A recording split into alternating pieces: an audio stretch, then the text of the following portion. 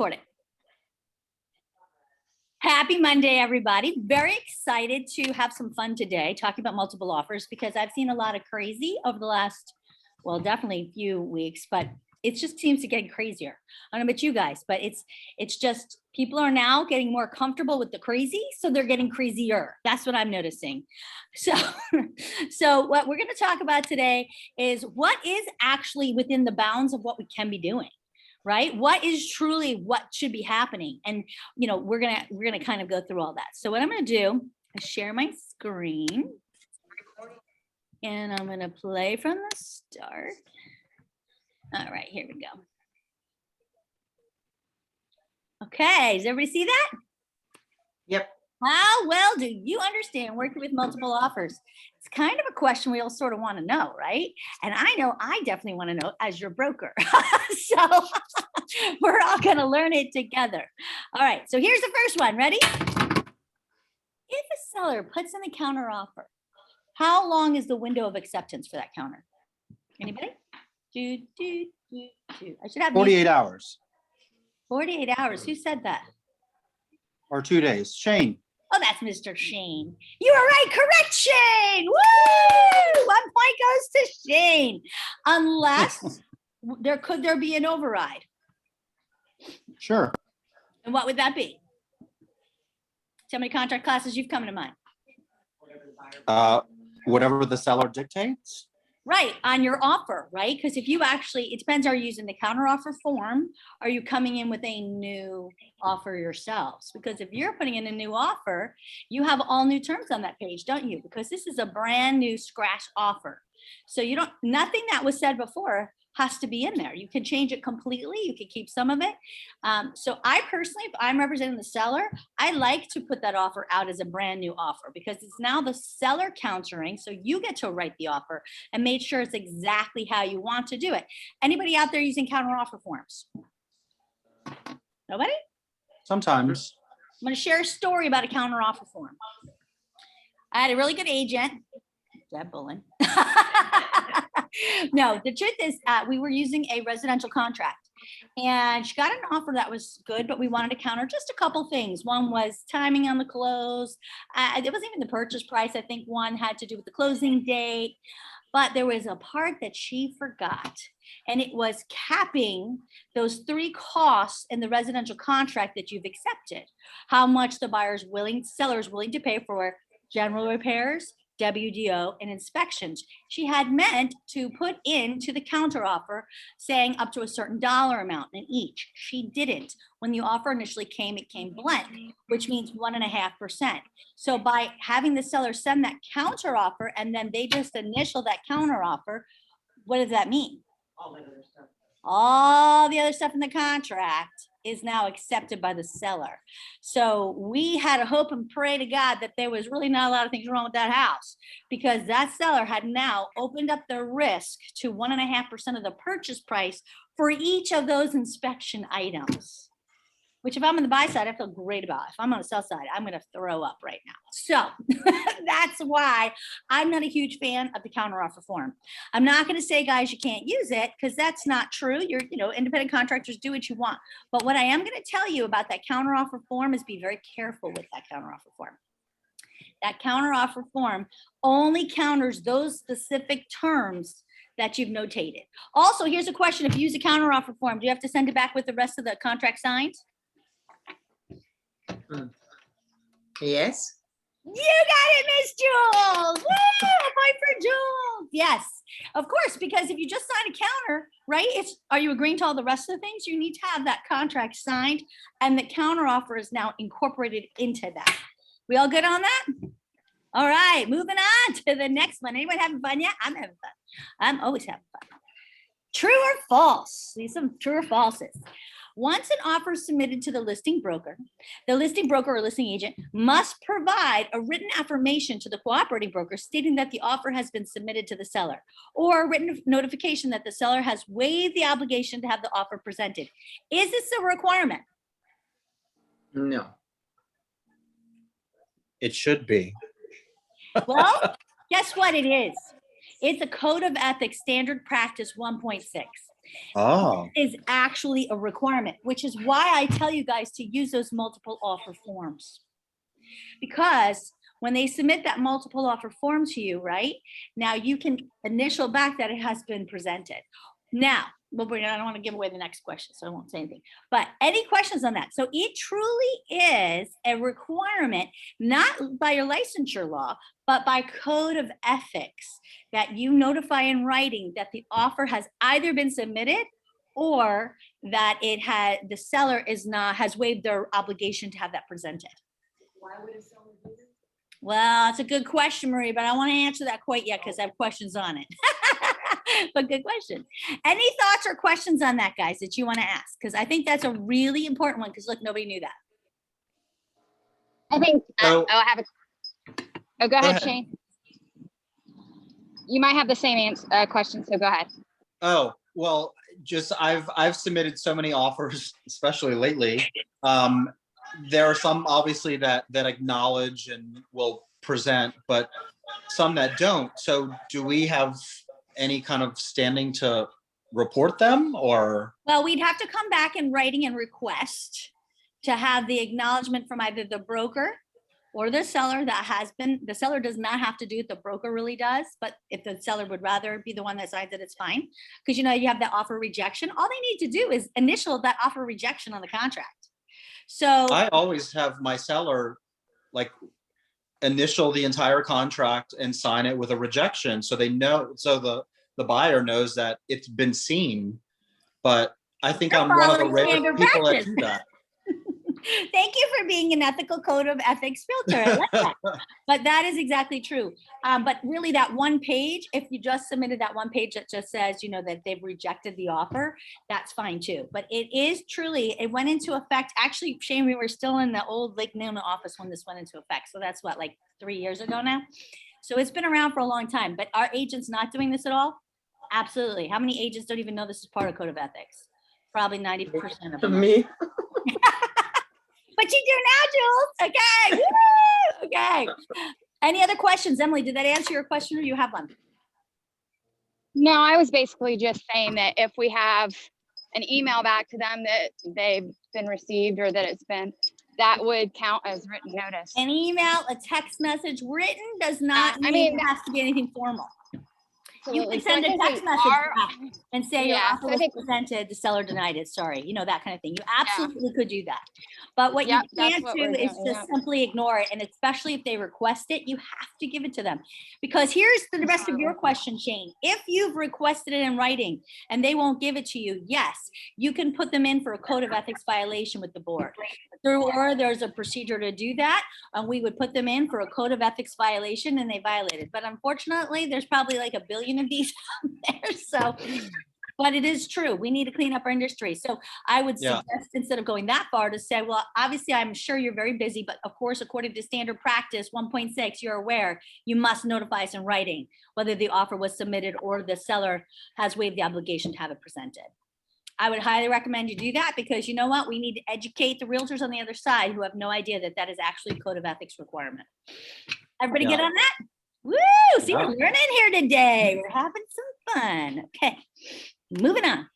True or false? If a listing realtor the listing realtor obligated to respond to an inquiry about the seller's response to an offer? Now, not whether it's been submitted, right? We already had to say that. But are they like, why did they deny it? They're saying, well, why did No, they accept it or what did they accept? No, You have to no. absolutely not. That is not a requirement. Now, courtesy doesn't mean you can't, right? We certainly can. We can say, I'm sorry, the seller's chosen to go with another offer. I would always recommend that. But, you know, once we've done our job and we've showed them and told them that it's been presented, we really don't have any further obligation to say what's happened. But is it courtesy? Yes. So that's where the confusion comes. Like money, that's most of the time, we don't even know if it's been presented. And so that is what is the code of ethics stating to the part that says it must be presented or the seller has put in writing in advance that they don't want to see it for some reason, right? So those are the things that affect the code of ethics. But whether the seller accepts it is really not, we don't really have to disclose that. I think it's a nice thing to do. I think it's the right thing to do. It certainly is. We're supposed to respond to everybody promptly and get back to everybody, and it's definitely courteous. But the code of ethics is not pertaining to the response, it's pertaining to the fact that the offer was presented. Everybody clear on that? Because I think that's where there's some Yes. people get confused a little bit. It's like, well, what part is the code of ethics, right? The code of ethics is making sure that the buyer knows that their offer was presented, or due to some other circumstances was not presented, but they know for sure one way or the other. That's the code of ethics. Do you guys Mhm. make a judgment call sometimes when, if it's someone that you've worked with before, that is always responsive, that is always good, can you say that to the seller, like, hey, I work with these people a lot, it's the same exact offer, I would take this one? Are you allowed to do that? I love that question. Did you guys hear what Maria said? She said, No, Getting into the courtesy of things. you know, here she you're said, not- so she said, let's say you get a bunch of offers, and one of the offers comes in from Rafe, and you know Rafe. Rafe's a good agent. Can you say to the seller, listen, Rafe is a great agent. I really feel comfortable if you go with this offer that this deal is going to get done. Can we say that? Anybody? Of course, Ray. sure. Jules is like, I'm not going to answer this one. I feel like I'm treading. No, I don't think you can. I don't think you can. No. I say yes. I love this. This is so much fun. You actually can, as long as you're very clear as to only the facts pertaining to the fact that you know the agent. So you can't say this offer is better than this one based upon that, but you could say, listen, I just want you to know, I don't know all these other people, but I do know this agent. They're fabulous, just so you know. But as long as you're not trying to sway in a very obvious way, right? That because it's truly about the offer they're accepting, but that's sometimes part of that offer. It truly is. So you are allowed to say that, but you just can't say anything false or demeaning or, things like that. So you can't ever say anything negative necessarily. But that's Everybody? another reason to be courteous and to be Yeah, forthright. it because is it's your absolutely reputation. another reason to have a great reputation in the industry. So people be like, oh my God, this is from Jules or from Shane. I love these. They're fabulous. Yeah. And that is absolutely okay. It's not a code of ethics violation. Okay, here's another one. You ready? True or false? Okay. Once an offer is made, Okay, there a default obligation of confidentiality as to the terms of the agreement. So let's put that down into a story. Rafe submits an offer to me for my seller, and then then Maria puts in an offer. Can I tell Maria about Rafe's offer? No. no, Well, you Really? can say that it exists, but you can't tell you the details of it. That's actually not true.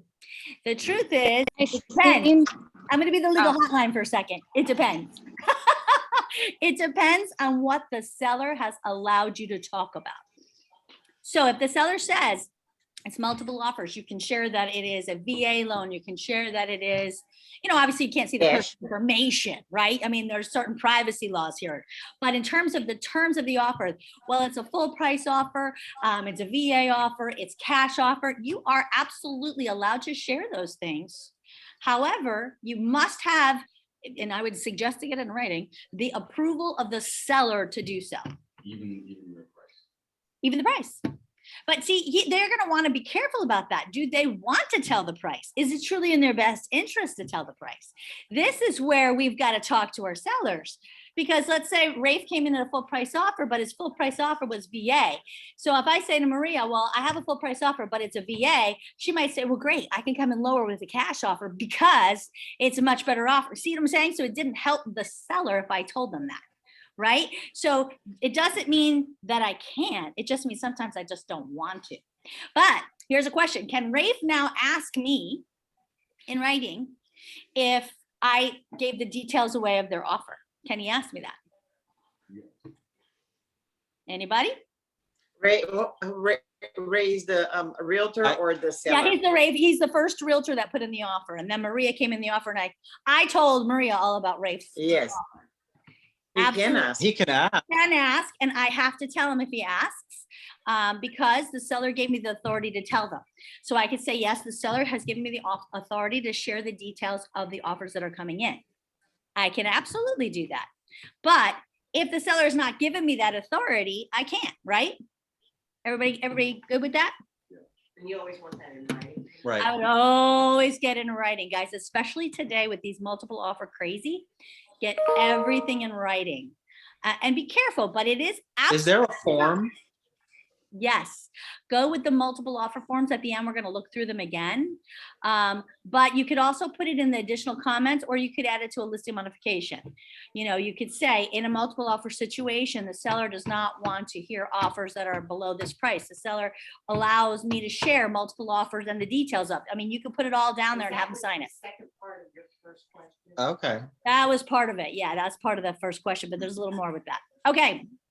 Any questions on that? That's a good one, right? This is all stuff that people don't really realize. With my multiple offer situation, Mhm. the buyer that I also was representing was like, well, what is that? What is the amount that I have to come up with? Okay, so here Rafe goes. The buyer was asking him from the offer that he submitted to the seller, what is the price I need to come up to?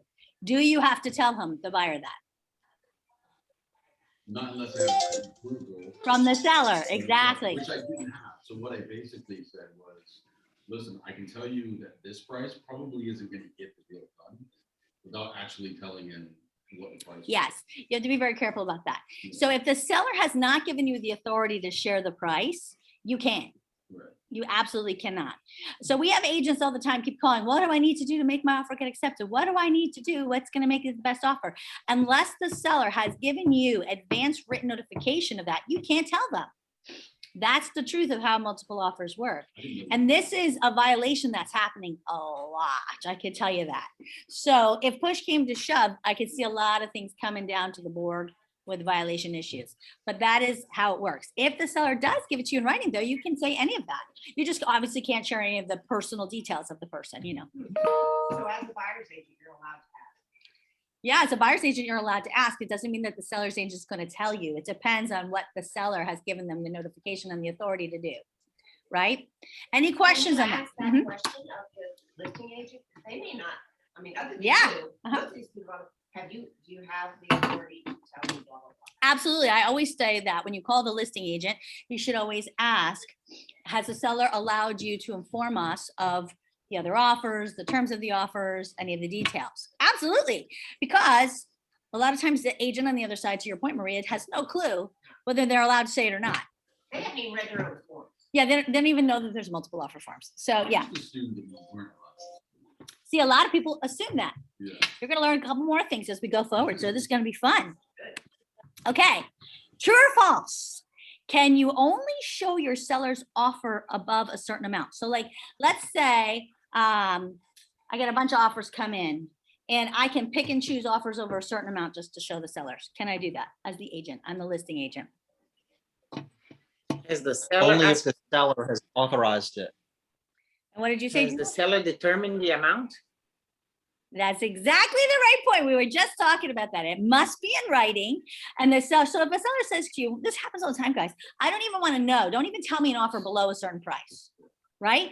I would just say, add it in writing somewhere, either add it onto the listing agreement, add it onto modification, wherever, just put it in writing these days, especially with the multiple offer situation. And then you can say, and that was what it was referring to. I'm sorry, the seller has given me the authority not to show any offers below this certain price. So we're not going to Can you present tell your that offer. certain price? Yeah. So if, let's say the house is at 500 and he says, don't show me anything at 480 or below. I don't even care. I don't want to know. And Ray, if you put in an offer at 478, I can say, I'm sorry, the seller has given me the authority not to show any offers below 480. It's good because it clears up a lot of the stuff. Like you're not going to get any of that kind of BS Like stuff. with These condos that I have, Mhm. so many. offers. Yeah, exactly. I'm So constantly getting- now, but the seller, some sellers want to know all the offers. Mine- Right. So, but if the other offers, there's some sellers out there that get really annoyed and angry at you if the offers are low, right? Have we all seen that seller?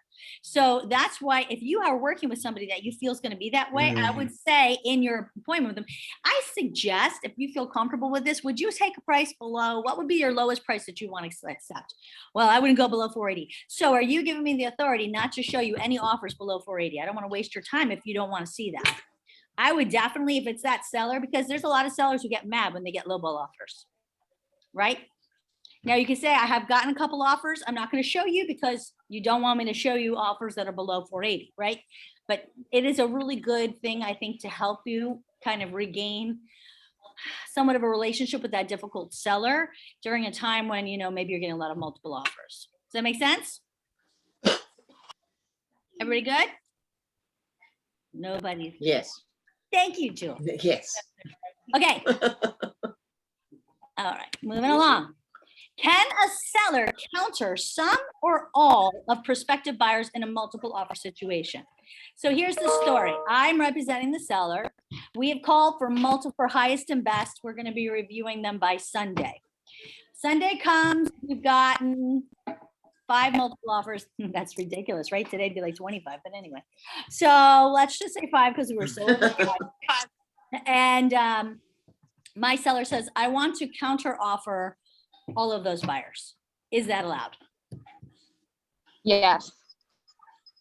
You guys followed my last training on multiple Yes. offers. Yay! Absolutely. Now, I'm going to throw in a little caveat. Let's say you didn't call for highest and best. You just had a bunch of offers come in. It's Sunday. You're presenting to all the offers because seller said, I'm going to be back in town Sunday. I want to see everything on Sunday. You're presenting all the offers, and 2 of them have escalation clauses. Can you counter? No. Yes. You had 2 escalation clauses. Okay, this is interesting. So Emily says yes. Rafe says no, and he says you shouldn't have 2 escalation clauses anyway. Anybody else? People are just like, I don't even know the answer. I don't understand. I don't understand the question. Okay, Jules, what's your question too? Same thing? Why aren't they be allowed to have 2 escalation clauses? I don't understand. 2 Exactly. escalation offers. That was They Rafe's can thought. have 2 escalation. They can have 5 escalation clauses. So here's the question, Shane, just to reiterate it. It is, you're off, you put a house on the market, you're the listing agent, seller's out of town, he says, Sunday, I'm gonna look to review all the offers. You have not called for highest and best, but you have 5 offers to share Okay. on Sunday, right? Out of the 5 offers, 2 of them are escalation clauses. So to answer Rafe's thought, Okay. you can have 5 escalation clauses and they will outbid each other and it's hysterical. And if you accept it, you're allowed to do that for sure. But here's the question. Can you counter? Can the seller now counter any offers? They already called for highest and best. No, we didn't call for highest and best. in this No. scenario. I say scenario, yes. We just took in offers. He was out of town. He said, Carrie, on Sunday, when I come back, you and I are gonna sit together. We're gonna go through all the offers. Sound good? Sounds great, Mr. Seller. Fabulous. So we have not called for highest and best. So we're sitting here with 5 offers, 2 of which are escalation clauses. The seller says, I want to counter. Can he? Yes. Yes. Yes. Then what if everybody So, agreed? Here's Yes, the as long as thing. he doesn't accept the cancellation. Escalation clauses. That's right, Mr. Rafe. First off, you cannot accept any escalation clauses. So you're going to have to go back to the 2 agents that submitted escalation clauses and say, I'm sorry, the seller is not accepting escalation clauses. Now you could call for highest and best at that point, or the seller could even counter at that point, but he cannot counter with an escalation clause. Because if you have escalation clauses in the mix and now the seller's countering, so let's say 500,000 is the asking price. Let's go back to that scenario. 2 escalation clauses, one goes to 510, one goes to 520, right? Well, clearly I already know which one wins. Here's a question. If he wants to go with the escalation clauses because they're the highest, what is the sales price if both of them have $1,000 incremental increase? So one escalation clause goes to 510, one goes to 520. What is the sales price if he's accepting? 511. 511. 11, exactly. And you must show that escalation clause, correct? So you understand, you have to take out the information, the details of the person, but you must show them why you were able to go to 511, right? You have to prove that. Now, let's say he wants to counter. He had 2 other offers that were better because the escalation clauses both had financing, but he had an offer at 505 and it was cash. And he says, I want to counter that one. He cannot counter that one and keep those escalation clauses. He has to make a decision. He's either going to say to the realtors that offered the escalation clauses, I'm sorry, we're not accepting any escalation clauses at this time, but we are calling for highest and best. We're in a multiple offer situation. Totally can do that. That would be my recommendation. However, he could also go back to each of them and say, I'm sorry, we're not accepting escalation clauses. We're going to give you counter offers, and he could counter all of them, but with no escalation clause. The problem with that is, and this is where it gets shady because you already showed all your cards. So if you had an escalation clause that went to 520 he might turn back and counter at you 521, right? Because he already knows. Yeah. And can he? Yeah, because he's not accepting your escalation clause. So it sometimes is a dicey thing too when you put that escalation clause in because you're showing your cards. However, here's another thought. If he sees that that 520 is financing with an appraisal contingency, could he come back and say on his counter, 515, no appraisal contingency? Yes, yes. Jules is like, I know the answer to that one. Yes, you got the prize. You're saying that he can counter on more than one? Yes, he can. contract? He But counter on then all what 5. happens if they accept Wow, that's a great question, Maria. What happens if they all accept them? Which one is the deal? Anybody? Because they're all thinking they have it. They all think they have it. The one they get first The executed. first signed and delivered, and then you have to notify everybody. Okay, here's a question, just a funny side note. You're in a bar in the Bahamas. I'm selling you a beautiful piece of land in Florida for just $25,000. And you're like, yeah, baby. And I wrote you a quick claim deed. Nate Rafe comes over next and said, listen, I got this property in Florida. I'll sell it to you for 30 grand. Boop, boop, boop, quick claim deed. Maria comes up. Oh, Maria, I got this beautiful piece of property in Florida. I'll sell it to you for 35,000. So boop, boop, boop, sold the, who owns that property? First person to sign it. No. Nice try. Rafe says the first person who signs and returns it. Everybody signed and returned it. They gave me the 25, 35, 30,000, and I give them a quick claim deed. Everybody has a quick claim deed. Who owns that property? So- Probably not the guy in the bar that was selling it to begin with. Probably The not. first person who puts it into First person who or- records it. title. Absolutely. Whoever gets down to the county first, you better all get jumping on that plane because whoever gets down in that county first, assuming that I actually own the property, actually great point. Yeah, be careful. If you're in a bar in the Bahamas and someone's trying to sell you land with a quick claim deed, don't recommend it. Yes, but that is exactly right. So similar to the same situation, you have 5 counters out. Whoever gets that counter back, signed and delivered first, does it. However, what if they both come back at the same time? This could get slim shady. So as the agent, I would not recommend that the seller counter all of them, right? That's our job. But are they allowed to counter? Yes. Is there a limit to how many they can counter? No. So just so you know, that is all allowable, but they cannot counter if they're accepting the escalation clauses. So to say, well, I'm going to keep my 2 escalation clauses and I'm going to counter the other 3. No, you can't do that. That is a no-no. Everybody clear with that? That's right. So, yeah, so if I have my 5 offers, 2 are escalation clauses, my seller says, okay, let's keep the 2 escalation clauses because those are good. And let's counter the other 3.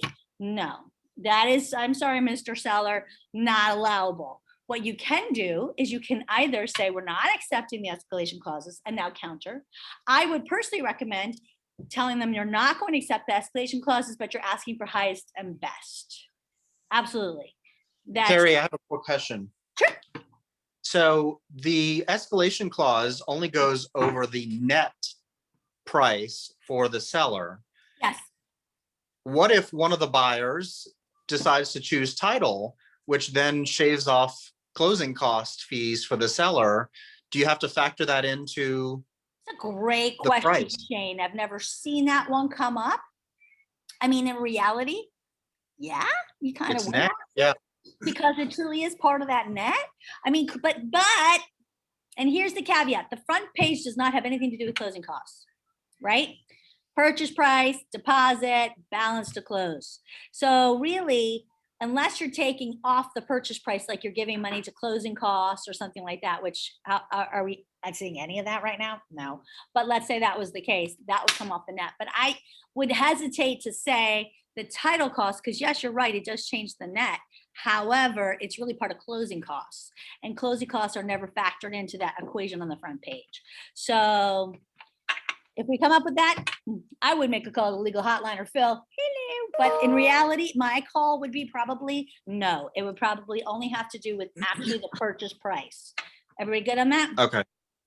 Minus any concessions, Exactly. if that were to happen, yeah, okay. Which who's putting Yeah. in multiple Which is not offers happening asking for these days, closing yeah. costs, right? Right. Did you want to get a house? I don't think it's a good idea. Okay, moving along. All right, anybody having fun? I'm totally having fun here. Anybody? Anybody? Okay, super great. Okay. Okay, here's one. True or false? Can a buyer sweeten an offer by including a box of candy or flowers for the seller along with the written offer? No, they cannot. Oof. Sure. Think so. Sounds weird. Buyer themselves, they can send it to the buyer's agent. Okay, so Rafe says they could give it to the buyers themselves, but they can't do it. I get some no's on here. Anybody else want to hesitate a guess? I see a lot of you going, I don't even want to speak right now because I'm not feeling. What kind of I'd say chocolate? yes. How big is the box? They might get to pick Is it It Godiva? better be some Or is it really like a good chocolate. specialty chocolate, right? it. It doesn't have a picture of their house on it, right? Here's your answer. You ready? I think it's gauche, but that's my opinion. They absolutely can. And no, to your point, Rafe, you as the listing agent can pass that on because that is not a fair housing. Has nothing to do with fair housing. So to your point, you're regarding the love letters. The love letters can get scary because if I send a love letter, my buyers want to buy your home, Rafe, so bad, your seller's home. And so I send a letter talking about how my kids are going to love waking up on Christmas morning, running to that huge open family room to open presents. I just violated religion, right? I violated familiar status, right? And what if the seller was just going through a divorce and he's really pissed off about the whole thing? I might have just killed the deal anyway, right? So there are some things. It's that kind of a letter. If they talk about any protected class, do not pass it on. You can't say that they can't pass it on. They're allowed to do whatever they want. They're not held to that. And it's not a violation for them. It's for us to pass that on. But candy, flowers, you know, Booze. it gets to the magic game. Like, I don't know where that ends, right? 'Cause that's like I didn't realize you couldn't do the letters. The letters are pretty popular these days. not that you can't do the letters, it's that Freck has been screaming from the hilltops, be careful, be careful, be careful, because what's in the letters oftentimes, I mean, how often they're talking about how they want to live in that house, right? So they're going to talk about family. Well, family is a fair housing protected class. They may mention holidays, which could then signify a religion, right? So you have to be very careful. If there's anything that could be deemed as a violation of fair housing, you as the agent don't want to pass that on. So you could say, certainly, can I send it to the buyer's agent and let them do it? You know, or the listing agent, like, I don't want to deal with it, but you have to be very careful. Yes. Wow. Yeah, Freck's been screaming about that for a long time. I know a lot of people are still doing it. It's very, very popular and it certainly does help get the home. But it is true, depending on what's in that letter, you could be in violation of fair housing. Yeah, because I've submitted some for this family in Virginia, and I mean they talk about, oh, we'd love, you know, the backyard for our dog, and you know, Well, I it's think not this a would be. protected class. You're okay Well, with I that. know, but they talk about, I think this would be a great family home for our family, blah blah blah. Yeah. Um, Yeah, and that's the problem. I mean, how often does a love letter not talk about family, right? And that's the number Yeah. one familiar status. But I don't necessarily see so many problems coming from that one, although it is truly a protected class. But if you go to race or religion, that could be a hot pocket. Like, stay out of that. Because now they Oh, can yeah. say, well, you didn't pick my letter because you are not happy that I'm celebrating whatever day it is. And, you know, obviously that's the reason you didn't pick my house. See, so now it could get into a whole other ugly, you know, balance of things. So I would just say, as the agent, distance yourself from that. Everybody good? Carrie, okay. Carrie, when I had that multiple offers on that Winter Garden property, I had an agent that submitted a letter about like one of those letters. It was written by her and signed by her. And then the entire time, What's her name? I Today never I- want to hire her. no, you won't. She wouldn't, she wouldn't, Anyway, so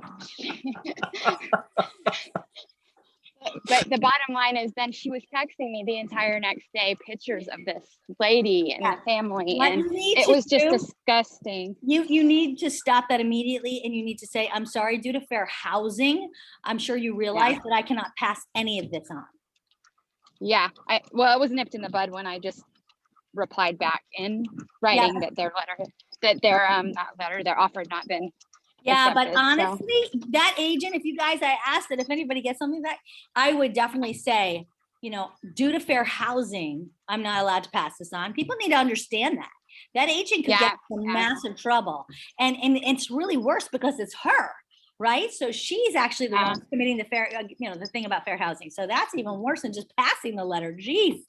Yeah, give me her That's name. what I thought. She's got to go on my do not ever hire list. I have one of those. Okay, yeah, I'll send it to you afterwards. Yeah, if you get that list, I'm not very good. Okay.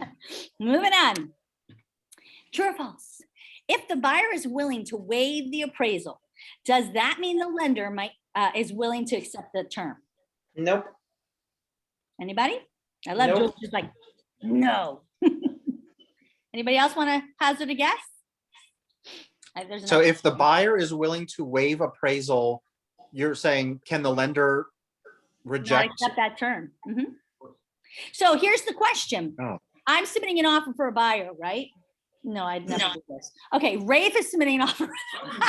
That person that Emily was talking about is submitting an offer from a buyer. And she has a pre-approval from her lender. And she writes on the back under additional terms like we see all the time. But this contract is not contingent on appraisal, nothing, because she would probably write that. Then she probably could say the buyer is waiving the right to their appraisal contingency, which again, that's what we're talking about here. Does that mean anything? That the buyer will have to pay the difference in cash from. But does what that the- mean that? By them writing that? No. It means nothing, guys. That's a bunch of hogwash because the lender can turn around and say, I'm not going to give you the loan. If this home doesn't appraise, I'm not going to put my money into this home because I don't feel good about that. So they have overlays. They have their own rules. They do not have to accept that. And it doesn't mean that she can get out because if she used the financing contingency, that lender can just issue her denial. So all of that stuff that people keep writing, not contingent on appraisal, waiving the appraisal, buyer will come to the table with cash, really means nothing. Means nothing. If push comes to shove, if they get a denial letter from that lender, they're out with their money anyway. Unless that is crossed out of the contract, which we've looked at, and I'll be happy to show you again, under the third reason why, if the contract defaults, that the seller would be able to not retain the deposits. One is because the seller didn't, do what they were supposed to do, right? Any kind of terms that they agreed upon. The second one is that there's some problems with the house, like maybe the appraiser or the lender says you've got to change the roof, and they say no, they're not going to give them a loan. So that would say then, okay, the buyer would get their money back. And the third is if the terms of the appraisal, if the appraisal amount is not sufficient for the terms of the loan approval. That is how it's written. So if the appraisal is not sufficient to meet the terms of the loan approval, if you do not cross that out, guess what? They can still issue you a denial. However, if you cross that out, you just took that part out of the financing contingency, which means if the lender issues you a denial, they don't get their money back. They're still not getting a loan, but the seller gets to keep the money. Got it? Clear? It's a very Okay, good so- way to get around that. So here's a question, and I guess maybe this is more for Maria. Who's here? She's here, I know. So what if the buyer has excess cash to bridge the gap, but there is no appraisal contingency? Can the lender still issue a denial letter knowing that they could still make the deal work? Or do they have to truthfully say, we can still approve this because we know this person has, extra 500,000 in cash in the bank? She's smiling. And It's really difficult because if I have those assets, I could still make the deal work. I know. So But I know some agents are like, oh, I'll just get my lender to write a denial letter. But if the lender knows that the buyer has that excess cash, can they ethically say that this is denied? it would be a counter offer. We would have to do a counter offer. So that's different. And I would say technically it would be denied. It could be denied. So you just need to be careful in the way the offers are written for the loan amount. Because the sales price and then the loan amount, maybe at 10% down, and your cash to close is a certain figure, that's what we're underwriting to. Contractually, a 90% loan, let's say. So if the house doesn't appraise, it's technically from our side, it's a counter offer. It's not a full-on approval. We're countering. So technically it could also be denied. But in the financing contingency, it says, it talks about the value, and value is not contract price. Value is what the appraiser says that it's valued at. Say again, the question? Under the financing contingency, it says that the home, what does it say? Something about the value. So I've had this argument with somebody. They're saying that the value of the home is the contract price. I said, no, the value is what an appraiser says the house is worth. So does the appraisal contingent, no, I'm sorry, the financing contingency stand? Because it doesn't say it doesn't say contract price, it says value. I would say you'd be able to get it denied easy. I didn't hear that. It would be denied. If the house Oh. doesn't appraise, it can be denied. I think it depends on if you're on the buyer side or the seller side. How, you need to make sure you know what your buyer wants. Because sometimes you're writing a contract and they say, you have to protect them from themselves. Because they say, I want this house, I want this house. And then we say, okay, but if it appraises for this, it's this much money. Oh, that's okay, that's okay. The reality sinks in when they see that number. And Yeah. I'm doing it right now. So you have. Well, that's why I always put an appraisal contingency rider, but some Yes. agents are like, oh, you don't need it. It's built into the contract. I'm like, well, Disagree. no, it's This is not. an Appraisal contingency rider. You know me, if you're on my team, and Shane, you've probably been on my team, one of the longest people on the call here. Absolutely, always, always, always include the contingency rider. Absolutely. Because it is very weak what's written in there. Yes. But Yeah. today it's kind of working against us in a converse way, because people are trying to make their offer so appealing, saying they're waiving it. But all of that gobbledygook that they're writing means nothing. Because if the lender comes back and says the loan is denied, for whatever reason they determine, right? The buyer gets their money back anyway. The seller still took their home off the market for nothing. So all of those things still stand. So if you Yeah. truly want to make that a lock-type thing, there's two things you could do. One, you make them select cash. They can still get a loan. It's just not contingent on that. Or you can allow them to select financing, but you draw out that line. I think, what is it, 181, Emily? You draw out that one line that I just said, the terms of the appraisal is not sufficient to meet the terms of the loan approval. By crossing that out of the contract, you're saying, yeah, you don't have to continue. They never have to continue, but they will lose their deposit. Right. You're making it hard, even though they have a financing contingency. If the denial letter from the lender says anything about appraisal, you don't need to give the money back. So it's going to be very dependent upon what that denial letter from the lender says. And it puts the lender in a tough spot. too, It does put the because lender lot in a of tough times spot. We know more. Yeah. And they may have cash that we haven't verified, but Right. yet we firmly know. But you about. know that there's cash there, right? Exactly. Okay, these are great conversations. I'm so excited. Does anybody have any other thoughts, or shall we move on? Because I got 5 more slides. Okay, moving on. What happens next? What if a seller asks multiple buyers to submit their highest and best offer by a deadline, but then changes their mind after they receive their offers and decides they don't want to sell? It's okay. Nothing. She can decide it. Really? She's not obligated to take one? Nope. You're right, Jules. Yeah. So sorry, so sad to the buyers, but absolutely, it's 100% in the seller's court. Now, here's another question. What if the seller accepts one of the offers? And then 2 days after the offer is accepted, they get a better offer, cash, higher. What can they do? Nothing. Too bad. Well, there's a couple things you can hope for. If it's a financing, If they have not given you in writing that the buyer has been approved or denied in writing, then your seller will have 3 days to cancel the contract legally, right?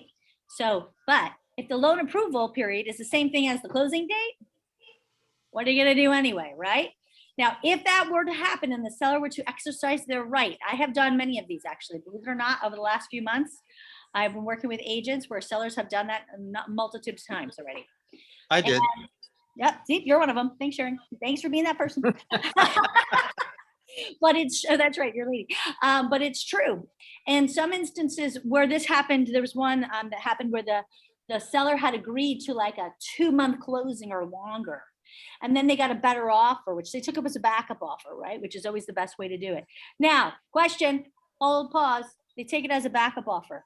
What would constitute it being a backup offer? Anybody? What needs to happen for that to actually be construed as a backup offer? I'm sure there's an addendum. Yes, Maria's right. There is an addenda that must be included with the contract. The contract must be signed with that addenda that states this is a backup contract. There's a time frame of which that they have to either approve it by, otherwise the buyer can get out.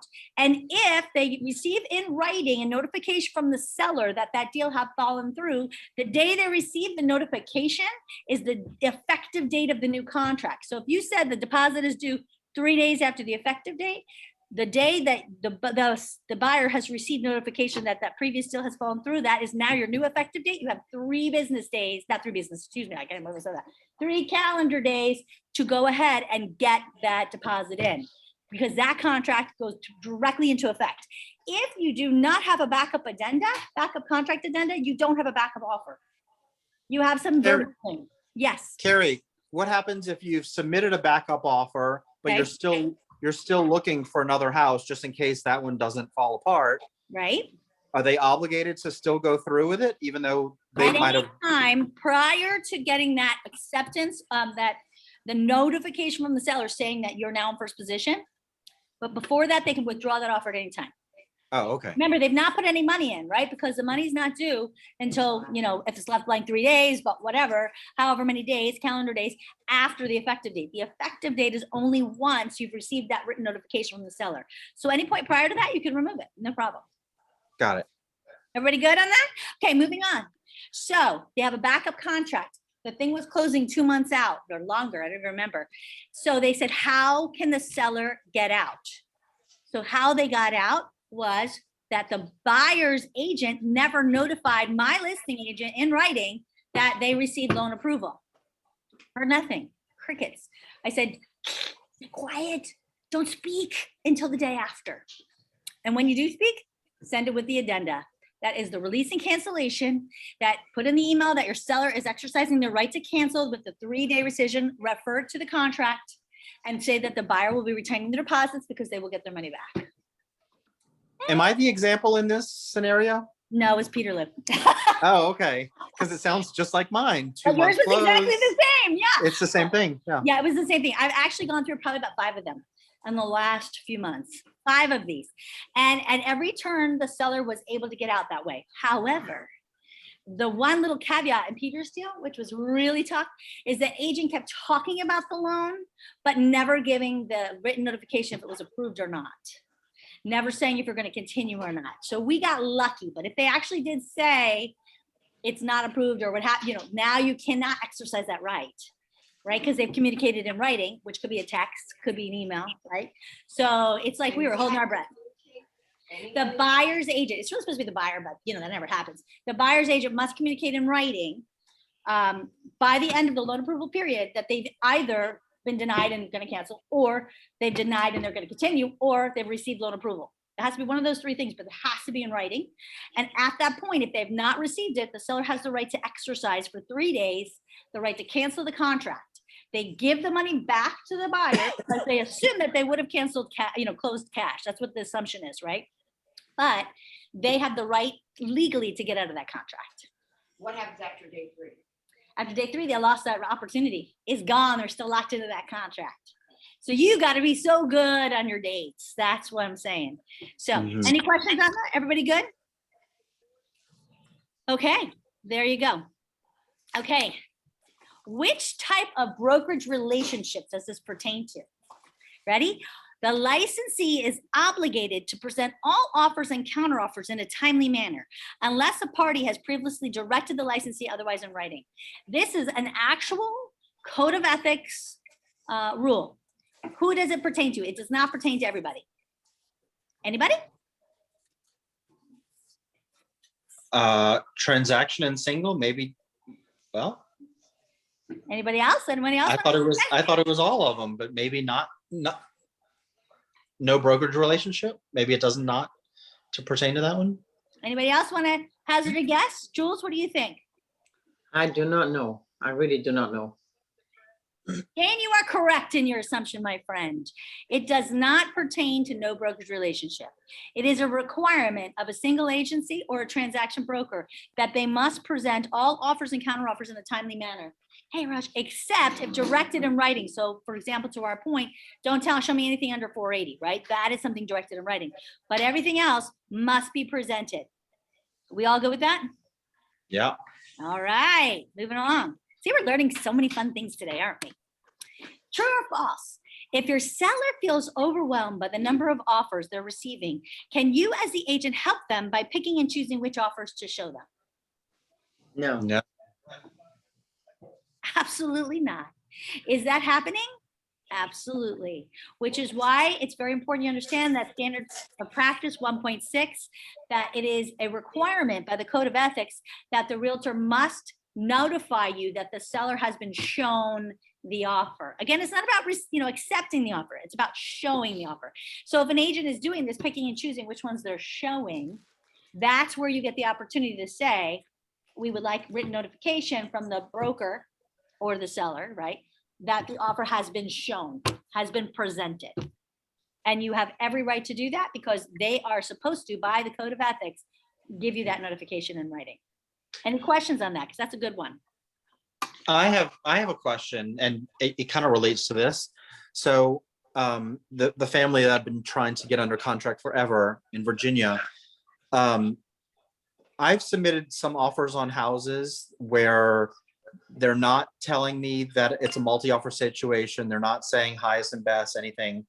Submit an offer, give them like a day, maybe 2 days to respond, and they're sitting on them for like a week, basically just to accumulate more offers without responding to ours. Is that a Yeah. violation? It is, because look here, unless they're no brokerage relationship, it is, because they have an obligation to present all offers and counteroffers in a timely manner. Yeah, So that is absolutely a violation. Mhm. yeah. Like we're way past the offer expiration date. And I mean, what are we gonna do? We're so desperate. We're like, we'll still present it. And this We is still want the problem. house. What we'd love to do is go to that listing agent and say, listen, as you know, you're violating the Code of Ethics right now because it is your duty to an obligation to present all offers in a timely manner, and you've not done so, right? And it's also your duty by standards 1.6 that you have to tell me in writing that it has That been it's presented, right? However, we're so desperate for our poor buyers that we're like, just please present. I mean, that's the truth of it. But knowledge is power. So understanding that these are things that they have to do based on the Code of Ethics. And I can guarantee you, if you know the brokerage that they're in, the chances of them being a no brokerage relationship is pretty slim to none. But that could be a question. I'm sorry, are you a no brokerage relationship brokerage? And they could tell you, no, what are you talking about? Well, then you're obviously not following the Code of Ethics because it is your duty and obligation to present all offers in a timely manner. And a week after my thing expired is not a timely manner, right? Yeah.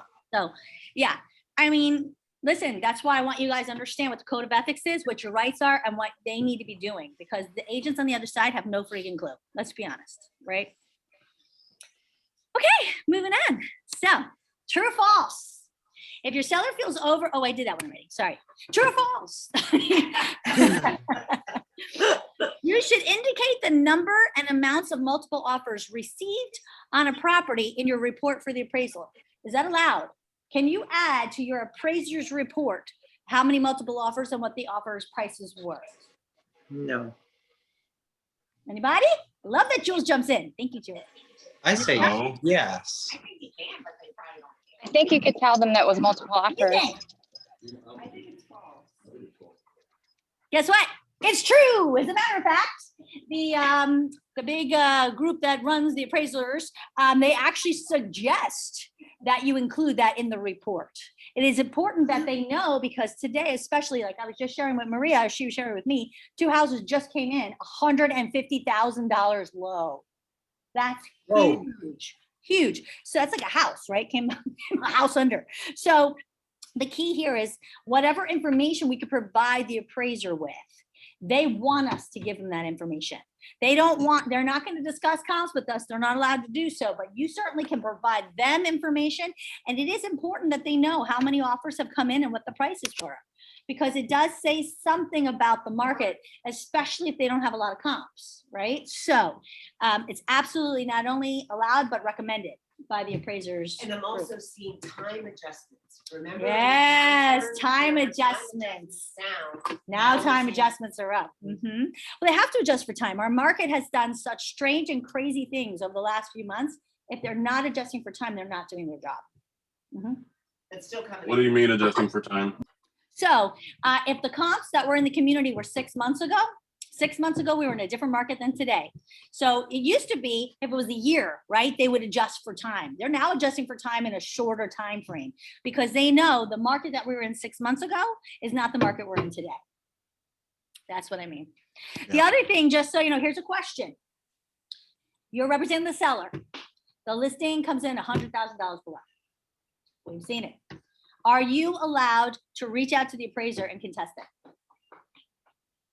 Oh, not the seller, sorry. No, The buyer. the buyer must go to the lender. The buyer can't even go to the appraiser. The buyer must go to the lender to put in to contest that appraisal. Good luck, by the way. But the seller or the listing agent can't. I've gotten some weird questions on that recently, where the buyer's agent wanted the listing agent to do it. It doesn't work like that. We're not allowed. So everybody good with that? Okay, we're 2 minutes over, but I'm going to do my last one. And it is. Oh, I didn't even get it. Okay. Oh, what form can you send to other agents that basically protects everyone involved and prevents an agent from being accused of steering as opposed to letting the client choose the best offer? Is there a tool in our arsenal? Did I add it to Dotloop? If so, what is it? I have no clue. I have no idea. This is the scary thing, guys. Okay, this is why we're going over here. Hold on. Everyone's blank. All right, we're going back over to this, baby. Let's move this out of the way.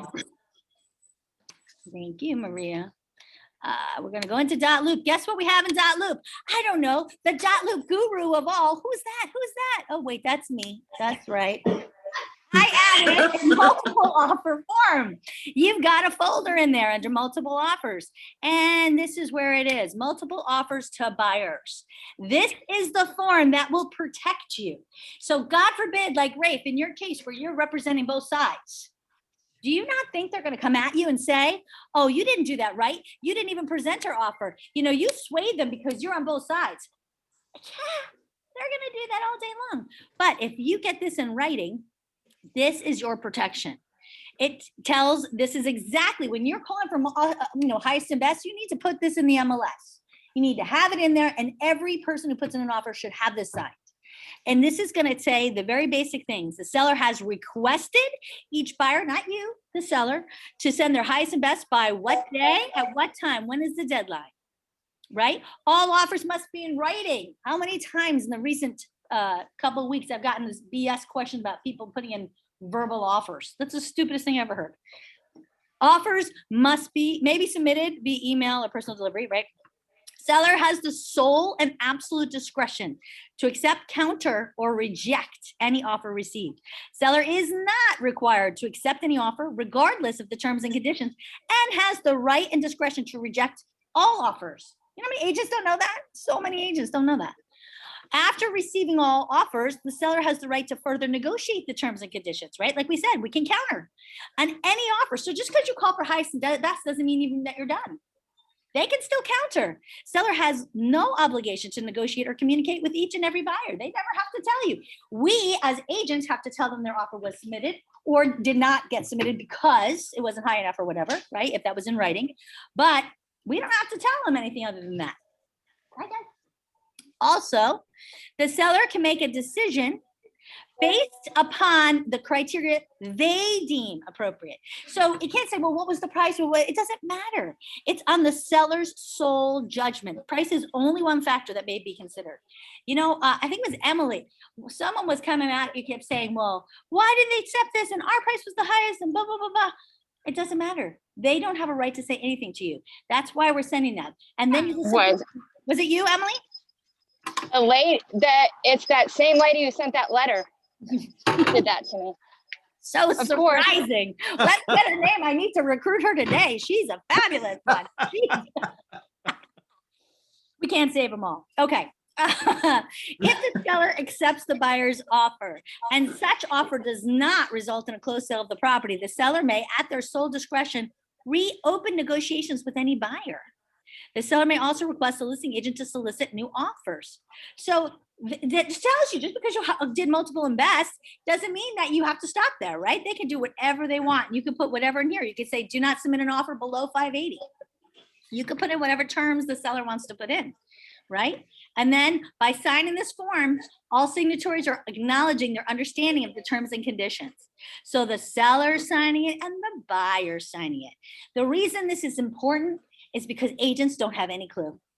They have no clue, guys. This is the form that's going to protect you. This is the form that's going to make that multiple offer situation a lot easier. You know what I'm saying? So I highly, highly recommend the other ones in the multiple offer form. There's one for the seller that they can sign. It's just explaining to them what their rights are during a multiple offer. And then you have, which I really like, the buyer and seller multiple offer guide. That's always really great. If you're working with a buyer and seller, give it to them in the beginning. Let them understand the type of market we're in. Everybody go with that? All right. So we had some fun today. I had fun. Did anybody have fun? That was fun, right? Anybody have any questions or anything they want to ask or share? I'm going to take that as a no. So I'm going to share that. I hope you all have July 14th on your on your calendar. We're doing that wonderful, fabulous cocktail party with Christine and Budge. And it's at Seasons 52. A beautiful invitation will be forthcoming, but I did save the date. So I hope you all can make it. It is not going to be business. It's going to be just a time for all of us to get back together. So many of us, we have never even had a chance to meet each other, right? So this is going to be a great opportunity to just enjoy each other, get to know each other, know who we want to talk to and who we don't. No, I'm just kidding. Everybody's great on my team. Please, uninvite Gordon, please. Just uninvite him so I can You do are it. horrible, the two of you. You're so funny. You're like a married couple. Yeah, so funny. Yeah, so that's coming up. Another thing coming up in August, and I'll send the information, Tracy Eisenagel is coming here on a Tuesday. We're going to have a 10 o'clock, I think it's an 2-hour engage. So any of you who've been or who've never been, who want to come. She's going to go through all of these really great tools and resources. So I'd love you all to be here. Then there'll be lunch served after. Yeah, she's getting paid. Hell yeah. Yeah, right. Free food. Come on, come for that one. So that is the beginning of August. I want to say it's the 3rd. It's like the first Tuesday of August, but I'll send that invitation out as well. And on Thursday, this Thursday, I'm going to be doing a Facebook ad campaign training. We're going to take a presentation book and we're going to use that presentation suite book, the little flip books, as our lead capture. And we're going to go through, we're going to download a group from Remind to upload as our custom audience. And that way we're going to see how we can use our tools and resources to really create some great lead capture through a Facebook ad campaign. Like it? Yes. And if you want to bring your laptop and come to Lake Nona and actually do it, I will be happy to help you. I will walk around. I don't care if I go blank on the screen. So sorry. And help you if you're having trouble. So if you want to bring your laptop, that's always the best way to learn, is to do it with your laptop and do it in presence. So that is going to be on Thursday at 10 a.m. So I wish you guys all the rest of your day, wonderful day. And great seeing you, Chris. And I get to see you too. You even came on the camera. Nice to see you guys. Nice to see everyone. Yeah, it's great. And I look forward to seeing you all again soon. Anybody wants to set up a meeting with me, give me a holler. Have a great day, guys. Thank you. Bye-bye. Bye.